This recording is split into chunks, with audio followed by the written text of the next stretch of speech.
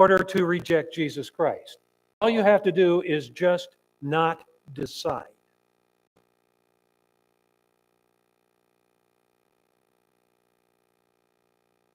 That's the point of the text. That is to tell Theophilus, the original recipient of this letter, Theophilus, you've made the choice that is the only choice you could make. Any other choice would be disastrous. It would cause you eternal punishment. So let's take a look, first of all, in the accusation. Let's take a look at the miracle. Luke is very succinct, straight to the point, in few words communicates a miracle. This cannot be confused with the miracle in Matthew 12 that occurs in Galilee a year before. But what is interesting is that a year before, when Jesus casts out a demon in Galilee, the same audience makes the same accusation against Jesus, as we will see. In other words, alleged truths don't die.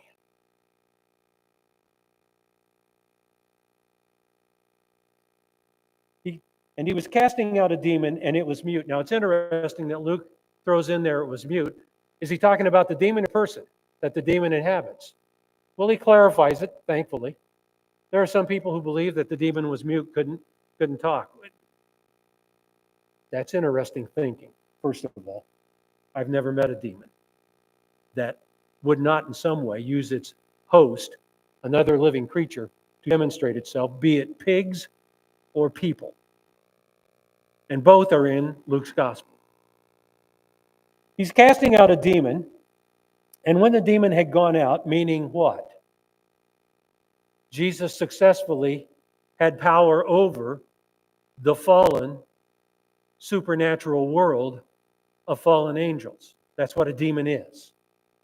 He demonstrates his power over the creature he created, and yet it rebelled with Satan, and he casts it out of this human being, this person, this man. And when the demon had gone out, the mute man spoke. He clarifies what was mute. It wasn't the demon, it was the man. And there's every possibility, for those of you who study the human problem of hearing loss, that if you can't speak, you can't necessarily hear. Your audible skills go away too. He may have been not only unable to talk, but unable to hear. We don't know. Luke doesn't tell us. I would say that if Luke thought it was an important matter, he'd have said he couldn't hear also. But he can't talk. Now, everybody who's ever had a child and wanted it to be the first word mom or dad knows that children don't immediately start speaking. And for those who are speech therapists, you know that strokes impair, diseases impair speech, and you have to learn to speak again. This man, when the demon is cast out by Jesus, immediately speaks. And in normal fashion in Luke's gospel, when Jesus performs a miracle in which the natural laws of nature are stopped and reversed, everybody goes, wow. That is the normal public response of Jesus' miracles in the Gospels. Luke tells us what the audience did in verse 14. They were amazed. They were speechless. They were dumbstruck. There's the miracle. The miracle is this: Jesus demonstrates power over the invisible, supernatural, fallen angels. There is a transcendent teaching here that our world today absolutely refuses to accept. They are uncertain as to whether or not there is such a thing as evil in the world, although they can't explain it and they want to stop it. And they certainly accuse everyone else who doesn't agree with them of being evil. Humanity is confronted in this verse with the ultimate reality that you may not know with certainty in your human thinking that there is an invisible, transcendent world that is occupied by things you cannot see and may not understand. But there is no room for error in the Bible's communication of that truth. There is a transcendent God, and there is an incarnate God here in this text who has power over the invisible fallen angels. He clearly demonstrates he has power over them, or so you would think. So now we move to the accusation. And we ask the question, by what power in the accusation? Verses 15 and 16 raise the question. Only it's not a question raised, it's a statement of truth made, alleged truth. Verse 15, Luke is very clear in communicating there's something contrasted between verse 14 and verse 15. He introduces his thought with the word but. There is a demonstration of absolute power by Jesus in verse 14, but, verse 15, but some of them said, he casts out demons by Beelzebul, the ruler of the demons, literally prince of the demons, Lord of the flies, as it's translated elsewhere in the Old Testament. This is over a year-old lie that's been spread, and it's found its way from Galilee down into Judea. It follows Jesus. They demonized him at the beginning of his public ministry, and now, coming to the close of his public ministry, the lie still follows him wherever he goes. It was Mark Twain who said, a lie can circle the earth 20 times before the truth ever gets out of the neighborhood.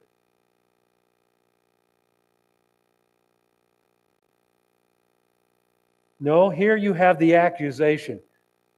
He casts out demons by Beelzebub, the ruler of demons. Now, they have no problem making that statement, but on the surface, just reading it, you go, what? Then the next part of the statement. Others, who, while they were amazed in verse 14, this is old hat, he's done this before, you got to do something else to wow us. Others, to test him, were demanding of him a sign from heaven. Look, this is old hat now. You got to one up your game. That's the way humans think. We're always in quest of the next emotional charge. We got to be wowed.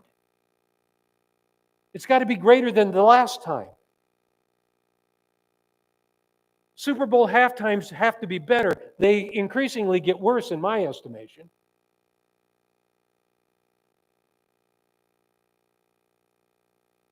Research has to one-up itself all the time. There's this new discovery I read about, that there's this intermediate state scientists have found between life and death. Oh, great.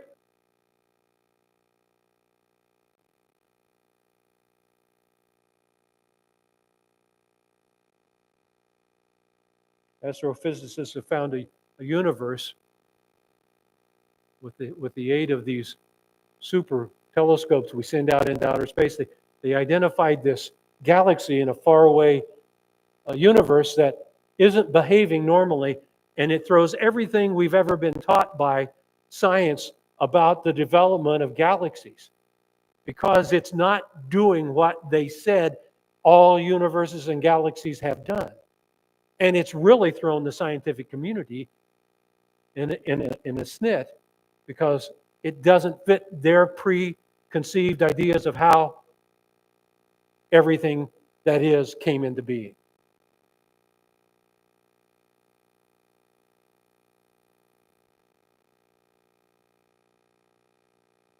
Fallen humanity always looks for the next fix, whether it be physically or emotionally or intellectually or technologically.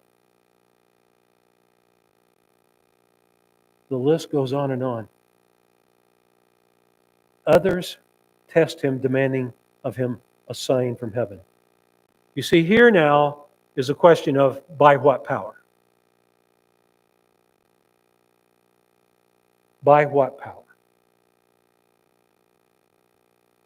The common public take is that Jesus is in league with Beelzebub, with Satan. And he casts out demons by Beelzebub's power. That's an interesting thought, isn't it? The accusation, the alleged truth, is old. We've already covered that from Matthew 12. And don't confuse the Matthew 12 miracle of healing a demon-possessed man with this one. They're two separate ones. And the lie got to Judea just as Jesus gets there and he casts out a demon. The accusation is the same. Jesus' power is from Satan. And some, trying to outdo the old lie and add a sense of expertise to their request, show us another sign. One better than this. This is old hat. And he refuses. He doesn't even acknowledge the request. He just says, nope, not doing it. Now it's interesting that Luke tells us they requested another sign of Jesus, a sign from heaven. That begs the question, then where does Satan reside? Well, from Job we know that Satan has access into the throne of grace because in Job, Satan goes there and he's got his finger pointed at Job and the other finger pointing at his creator and saying, you're protecting him. You're shielding him. You drop your hedge around him and he'll curse you. And in all of this, Job did not curse. But it's fascinating that what these people, parroting something they've heard and it's been passed on in public opinion, they're parroting a statement they don't even know about. They attribute the abode of Satan to be heaven.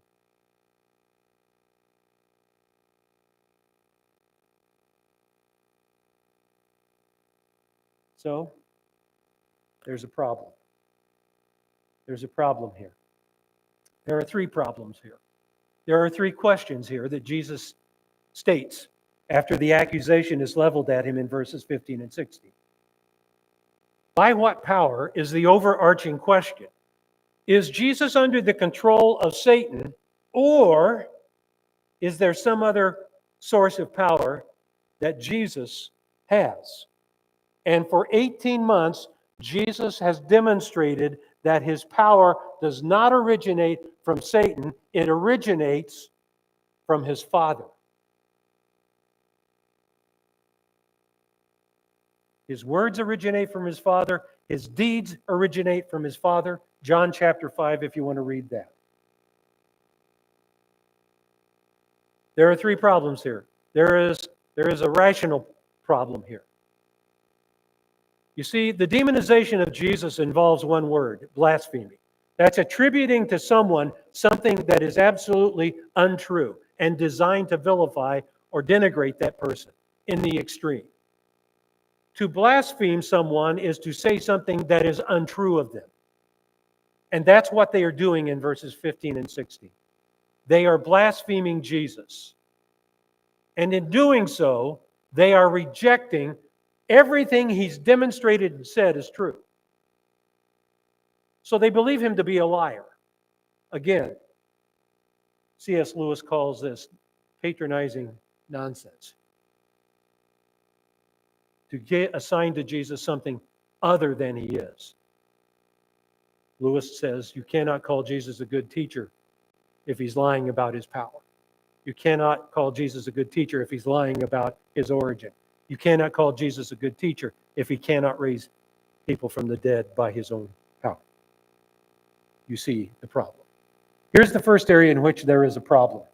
The first problem in this area of blasphemy, in the first question asked in verse 18. If Satan also is divided against himself, how will his kingdom stand? There's the first question.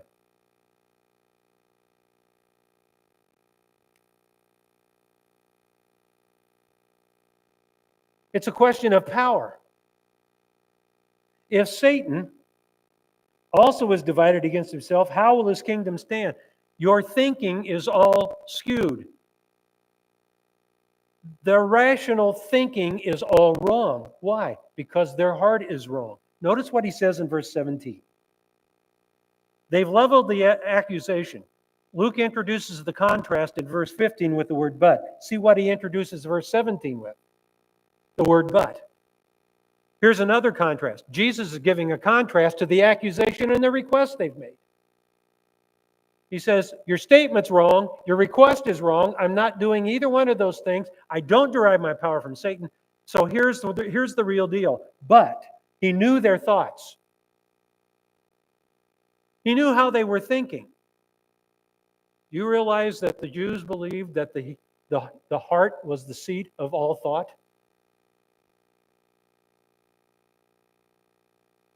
Writer of Proverbs says, as a man thinketh in his heart, so is he. They attribute thinking, rationality, to the human heart. Now, the human heart isn't this thing that pumps blood in your chest. The human heart in Hebrew thinking was the mind and what you valued. The heart was the value seat of the human being. And it thought, and it reasoned, and it has intellect. That means it knows, and it has emotion, and it has will. It makes choices. Those 5 things were all in the word heart in the Old Testament. So what is Jesus saying, or Luke saying to Theophilus here in verse 17? He knew their hearts, and he knew what they were thinking. He knew their thoughts, and he said to them, quoting Abraham Lincoln, Jesus is, any kingdom divided against itself is laid waste, and a house against itself falls. It is a logical conclusion drawn by the inference of the accusation.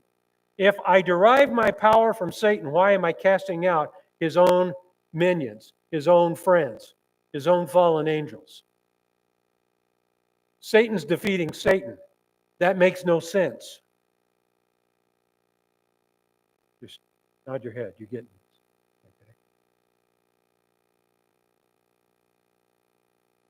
Yet popular thinking today, hence the coexist sign and bumper sticker, will argue that thought. That there's no difference between the deities of any of those other symbols of faith and the Christian cross. All those gods are the same. Jesus flatly, in verse 17, contradicts that kind of thinking. And he executes, in the next verses, the flaws in 3 areas. Any kingdom divided against itself is laid waste. Everybody in that audience would say, if the Jews turned on the Jews, they would wind up killing themselves. If the Romans turned on the Romans, they would wind up killing themselves. And by the way, both groups in human history have done that. The Romans were always fighting each other over who was going to be in absolute control. Kind of an interesting text, isn't it? The Jews were always fighting with one another over which tribe was more important than the other. Human beings fight against each other just because that's the default nature of hatred. That's the default nature of Beelzebul. He is the father of lies, and he is the supreme manufacturer of hate. I love the naivete of foolish, darkened hearts that have the motto the last 5 years, stop hate, and they have no idea where it comes from. Boy, this text exposes us in ways we do not like as human beings. So the first area where there's a problem in this accusation is in the area of our minds. You see, the last part of verse 16 says others were going to test him and ask for a bigger, better sign. And as I leave the accusation, I simply want to say this. No sign is enough for a God doubter. And the audience that day, in the majority, was full of people. No matter what Jesus would have done, they would never believe him. Fast forward to June 15th, 2025. That's the audience you're trying to reach today.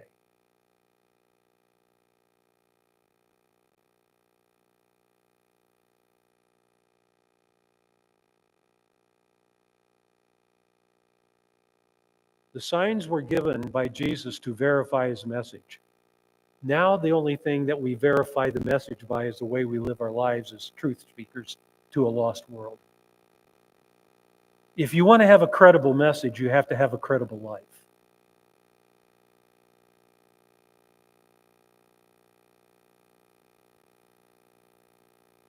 Now we move to the response. There are 3 questions in verses 18 through 20. All are in the first-class condition. That means nothing to you, probably. Every last one of the questions, verse 18, 19, and 20, all require the answer yes. All of those questions asked by Jesus have the assumed answer by the person asking the question of positive or yes. And he starts with the logic of the fallen human being in verse 18. If Satan also is divided against himself, how will his kingdom stand? That's a question of rational thinking. And knowing their hearts, as Luke tells us in verse 17, he knows their rationality is skewed by sin. Their minds are darkened. Their consciences are seared. They are insensitive. They've already made up their minds and hearts as to what they think about Jesus. They believe the lie. They're ready to have him killed. And they're only a few months away from it. He addresses in their blasphemy the lack of rational thinking. And they all think they're rational thinkers. They all think they're thinking the right thing. Your world's full of people who think they're thinking the right thing. They think Christians are from another planet. In fact, there are leading proponents in the new atheists that think Christians are sick in the head and need to be gotten rid of. Which, by the way, is exactly what these people are thinking in this text.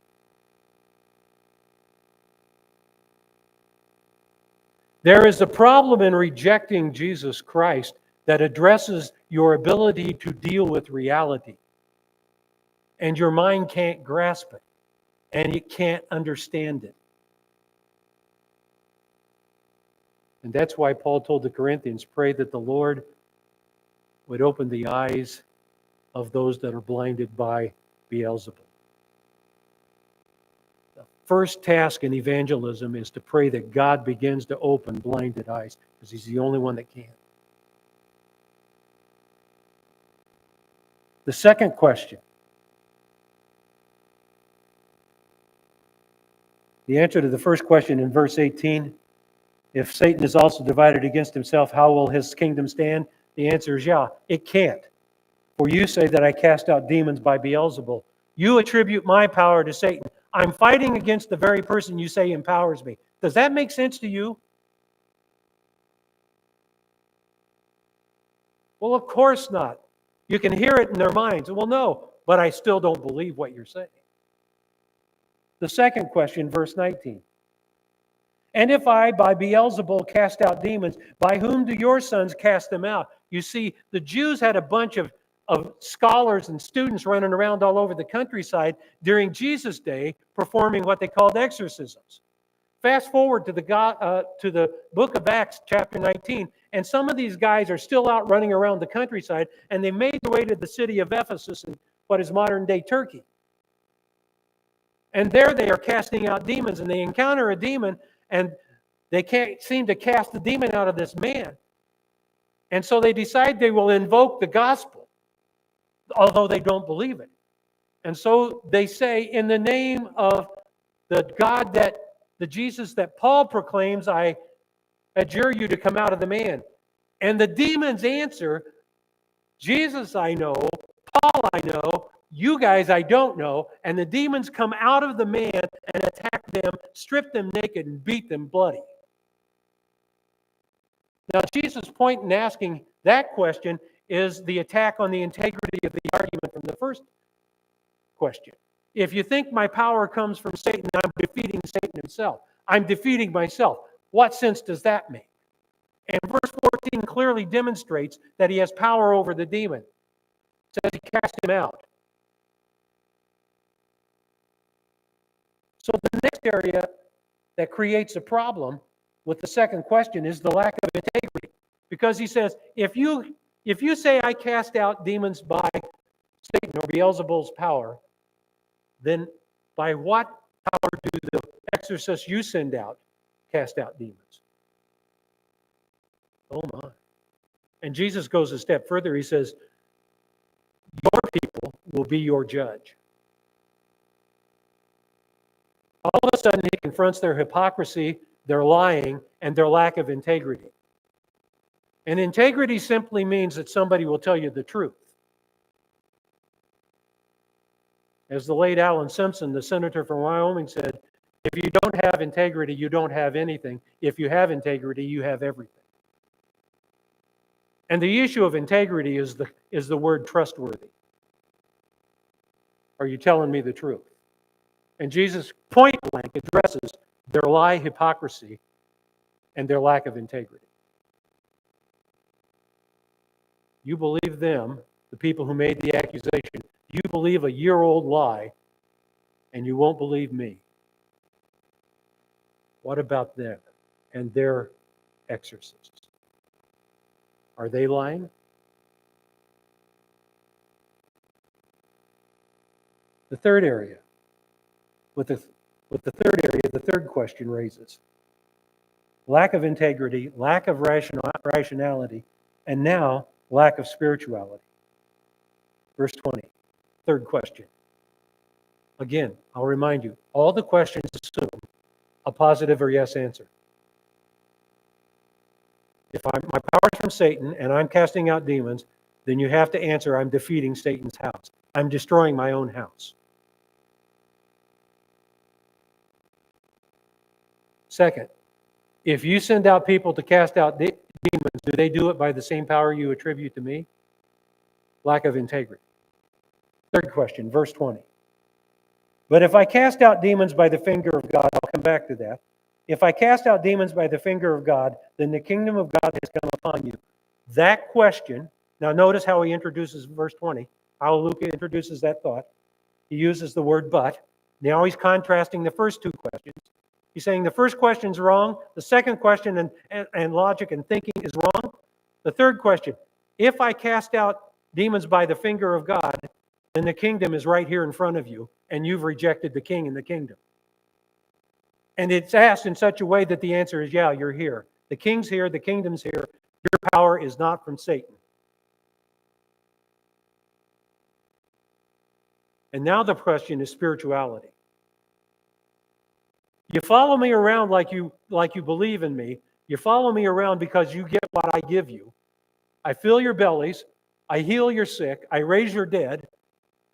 But when it comes right down to it, you don't care about me at all. Your heart is not with me. In fact, you just as soon I go away and leave you alone. I am a thorn in your flesh.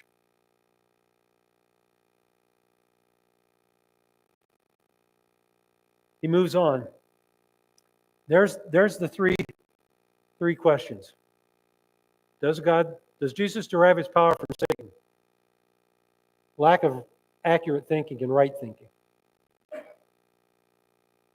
If Jesus derives his power from Satan, he's defeating himself. Second question. If you do it, then why am I being accused of being in league with Satan and not the guys you send out? Lack of integrity. Third question. If, in fact, I do cast out demons by the finger of God, then you have to admit that I am the King. I am the Messiah. I am who the Old Testament says I am. I am who I say I am. I've demonstrated that. I've taught you and I've come to tell you the truth, and you've rejected that. There's a real question as to your eternal destiny. That question not only needs to be asked in the 1st century AD, but in the 21st century AD.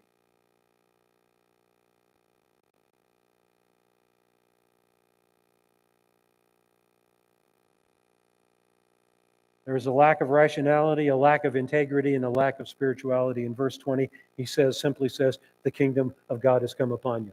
Now then we move to who's stronger. In verses 21 and 22, Jesus tells a story that would be common to everybody listening to this message that he's giving and witness this miracle. Everybody in those days would lock the doors at night because they were afraid that the mere meager things they possessed would be stolen.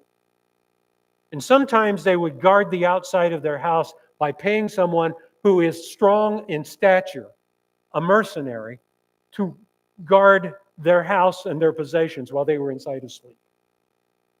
That's the story Jesus tells. The story is about a strong man and a stronger man. And that's the whole point of Luke writing this to Theophilus, is to answer who is stronger in this text. It is a question that needs to be answered today.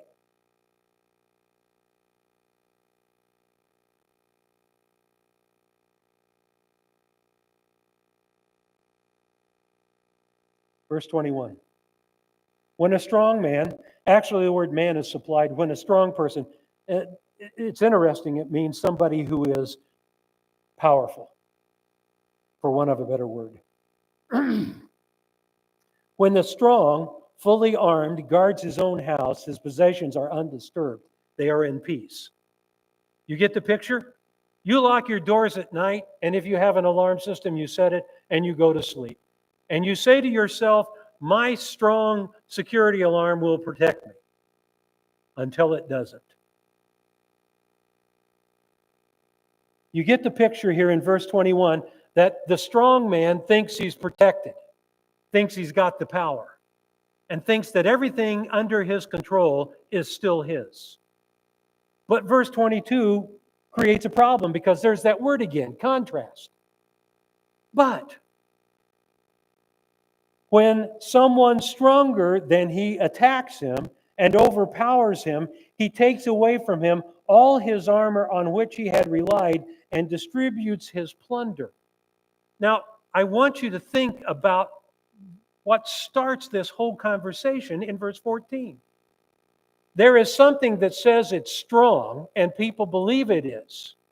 But then there's something in verse 14 that is stronger than what possesses the man possessed by the demon. And that stronger person, man, casts out the strong man. Do you get the picture from verses 21 and 22? Jesus is saying, you say my power comes from Satan, but I'm telling you my power is stronger than Satan because logically speaking, using your own thinking process, I would be defeating Satan. I would be defeating myself. Am I defeating myself? He's asked the question, and the answer obviously is no. Verse 22, the someone stronger is Jesus. The strong man in verse 21 is Beelzebub and all of his demons. And by the end of verse 22, you see Jesus has won the day, has power over Satan himself and all of his minions. And it is Jesus' power that destroys the power of Satan that captivates an unbelieving heart.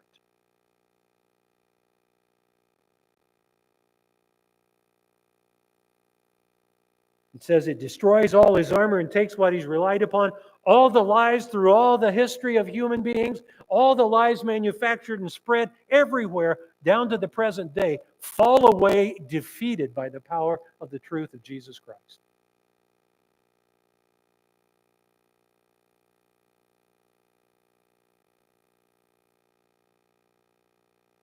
And to give evidence of Jesus' power, he says he takes and plunders the strong man and redistributes his plunder. He takes the life of the demon-possessed man and he moves him from the kingdom of darkness into the kingdom of light.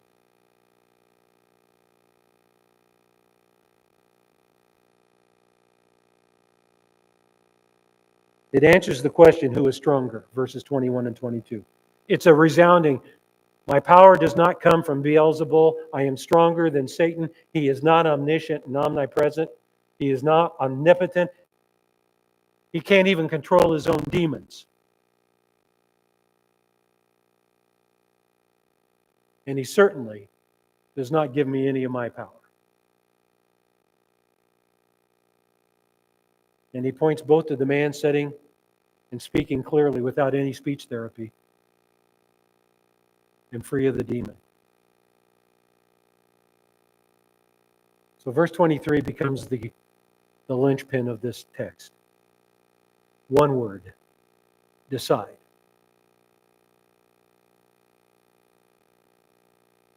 He defeats their minds and their thinking that is skewed, twisted. He defeats their integrity by pointing out they too lie. And He defeats their spirituality. They are dead in their sins. They are not followers of Jesus Christ. And now in verse 23, He ends this scene with a statement. It is both a merciful statement because there's still an opportunity for them to repent. But clearly they've made up their mind. They want Him dead. This group who accuses Him of deriving their power now, 18 months later, will say, crucify Him. Screaming at the top of their lungs. They will get what they want. They will lose eternally.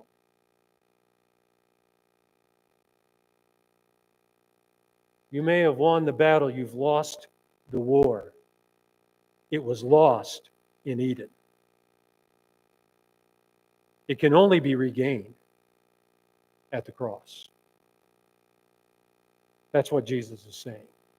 There aren't 66,000 options. There aren't 7 billion options to what truth and falsehood is. There are two. Make no mistake about it, this is a statement of mercy, but it is a statement of urgency. If He knows their thoughts, in verse 17, He knows their hearts.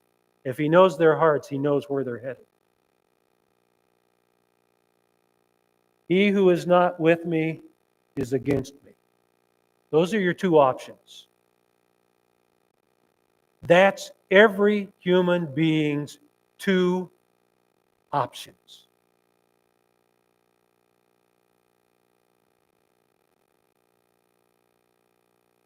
You are either with me or against me. And you who do not gather scatters. You are either bringing in or you are pushing out.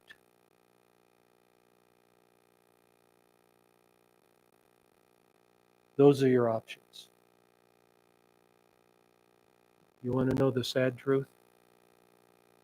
Those have always been the only two options that the creature has.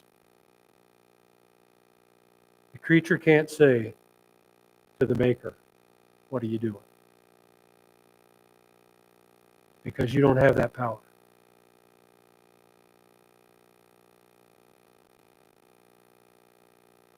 The clay can't say to the potter, "I'm stronger than you." Because there's no one stronger than Jesus. The world from the Garden of Eden to this present day and tomorrow and however long human history endures, the world in its fallen trap and clutch in Satan's hand will always do what these people did. They will demonize Jesus. They will blaspheme. They will attribute to the Son of God the evil of Satan. They are under eternal judgment. Unless blind eyes and a darkened heart are opened by the grace and mercy of a loving God. And we are His mouthpieces. Let's pray.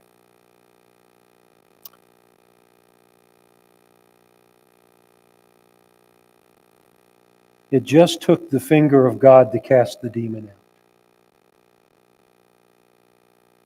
It didn't take incantations, and consultations. It didn't take pharmacology. It didn't take academia. It took the finger of God, and that cast out the demon. And the ultimate power demonstrated by Jesus Christ in this text leaves all of humanity with two options. Either Jesus Christ is who he says he is, the Son of God, incarnate in human form, or we doom ourselves to eternity where there will be absolutely no relief from the torment of making a selfish, arrogant choice to reject. Those are humanity's options. We can either heed the call, "Come unto me, all ye who are weary and heavy laden, and take my yoke upon you, and I will give you rest." Or we can ignore it and continue to live the rat race of life we know and wonder how we get off the wheel and find peace. Amen.